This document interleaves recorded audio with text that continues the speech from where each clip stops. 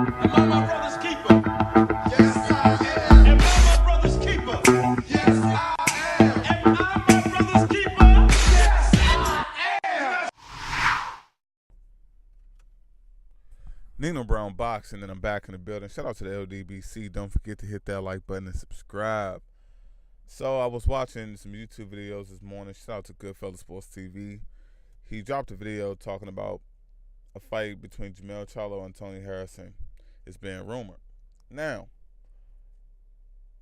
if you don't know, my favorite division in boxing, especially one of my favorite divisions to cover on YouTube, is the 154-pound division, the super welterweight division, aka the junior middleweight division. Now, I was scrolling through the comment sections because I always find comments from people to be very entertaining. Now, I knew instantly a lot of people were going to start talking about bum this, bum that, and I completely disagree. Granted, it looks like Jermell Charlo is going out there and facing Jarrett Hurd's leftovers. And, you know, when you're comparing him to Jarrett Hurd, that can be perceived as a negative thing. Now, obviously, these fighters, Tony Harrison and Austin Trout, they're not defined. Their career isn't defined by their fight with Jarrett Hurd. I get that 100%. But Jermell Charlo already went through a fight where he fought competition that Jarrett Hurd has already beaten, and he's beaten the guy in more dominating fashion. And now we're going to see, will this be a similar situation where Jermell Charlo gets in the ring with Tony Harrison and he goes another 12 rounds with a guy that Jarrett Hurd already stopped. Now, getting all the obvious stuff out of the way, it's still a good fight. I mean, it seems people, I saw people in the comment section about, oh yeah, Tony Harrison lost to a bum like Willie Nelson. And I'm like, nah, bro. Like, Willie Nelson is a good fighter. He's a 6'2", 6'3", junior middleweight. He's a very skilled guy. I mean, he's getting up in age now, but like the guy's a solid fighter, and a lot of people tend to forget, like, if you're not a superstar in the division, if you're not undefeated in the division, then you're a bum. Absolutely not. We understand that there's different tiers to boxing, and some people like to break it down by an A-level fighter, a B-level fighter, and I honestly believe that it's a lot more complex than that, especially when we start to consider stylistic matchups. It's not as simple as A, B, C, or D-level fighter. Sometimes you can be a B-level fighter, but stylistically against another opponent, you can be an A-level fighter or B-plus level fighter or B-level fighter, and whatever criteria that you want to put in between, whatever sub-criteria that you want to put in there. I think it's a lot more complex than what people make it out to be. But Willie Nelson and Tony Harrison, people tend to forget that at that time in Tony Harrison's career, he was an up-and-comer. He was undefeated. That was his step-up fight. That was basically the tough opposition put in front of him to see if this kid was the real deal. And he was doing a great job majority of the fight, but he got caught. Tony Harrison's issue isn't his boxing ability. And even though he does tend to believe that he has more pop than what he has, it's not necessarily his power either. Seems like Tony Harrison kryptonite is his chin. I've seen the guy get clipped on multiple occasions in both of his knockout losses. That's what happened. He got caught by the bigger guy, and he wasn't able to stand up and withstand that power. But when it comes to Tony Harrison against Jermell Charlo, a lot of people tend to think, like, okay, we understand that Jermell Charlo has this newfound power against against his opponent ever since he joined up with Derrick James. I get it. All the respect in the world to Charlo. But you have to be an absolute fool to believe that Tony Harrison is not a live dog in this fight. Tony Harrison is a very technical fighter. He has great lateral movement, and outside of getting clipped, he has great defense. Now, the situation with Willie Nelson and the situation with Jarrett Hurd, completely different. Jarrett Hurd wore Tony Harrison down, and he got clipped due to fatigue. That's not Jermell Charlo's fighting style. Tony Harrison has definitely brushed up on his defensive skills after the loss to Willie Nelson. And even though he got caught against Jarrett Hurd, like I said, fatigue took place. And it wasn't even fatigue due to bad conditioning. It was fatigue due to the fact that Jarrett Hurd has the ability to stalk his opponents and wear them down physically and mentally through the whole entire night.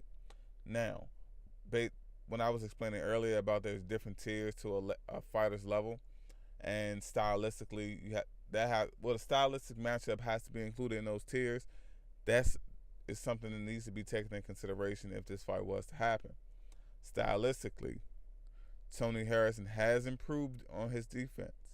Stylistically, we understand that Tony Harrison can be wore down by a bigger pressure fighter that his punches can't affect. Now, some people may say, well, he's going against Jermell Charlo. I understand Jermell Charlo hits hard.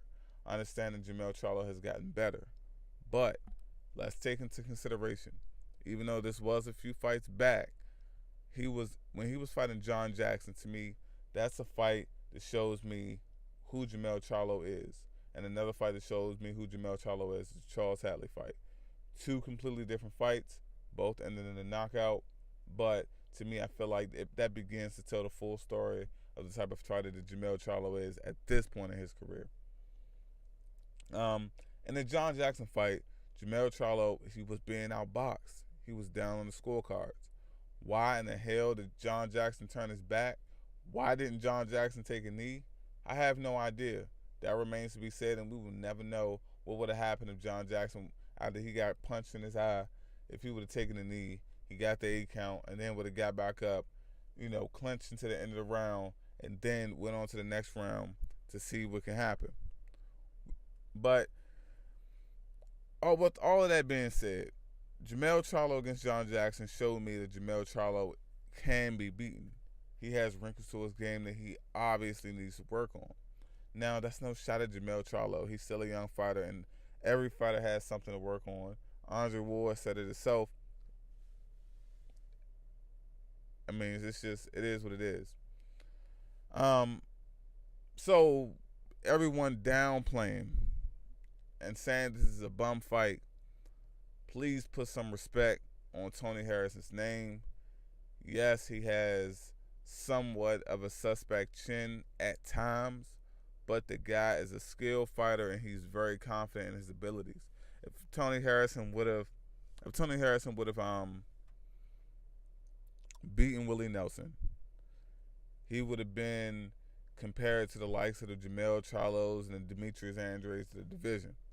But it just didn't happen that way for him. All I know is if this fight was to happen, if this fight is going to happen in December, it's going to be an excellent fight. Much respect to Jermell Charlo, but I don't expect Jermell Charlo to knock a focused Tony Harrison out. And if Tony Harrison's focus level is not anything but top notch, he will get stopped.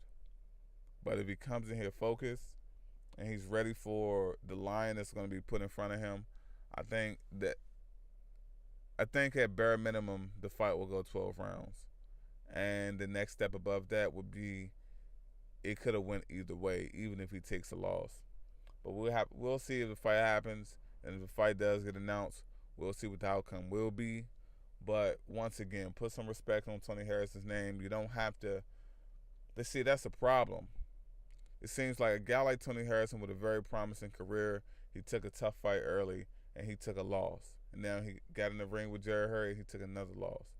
See, stuff like that pisses me off because a lot of fighters that are undefeated, they like to be very tactful and they like to tiptoe around tough competition because they don't want to take a loss and fear being called a bum. And if they get another opportunity, now it's bum bashing. And it's annoying because those fighters can simply, I guess if the fans stop being so hard on those fighters because they take an L and they boost those guys up and can give them a pat on the back and basically congratulate them for being willing to take the tough fight, at an earlier stage in their career. Like when a guy's already established and he takes a loss, yes, he can bounce back and people don't give him that hard of a time. But when it's early in a guy's career, they like to call him a bum later on. And this is why a lot of guys aren't taking tough fights. And this is why a situation with Errol Spence and Sean Porter and Terrence Crawford is happening the way it is, because guys are trying to avoid losses at all costs, or guys trying to avoid being in a situation that they can possibly lose. But that's just my take on it, guys. It's Nino Brown Boxing. Shout out to the LDBC. Don't forget to hit that like button and subscribe. I'm out.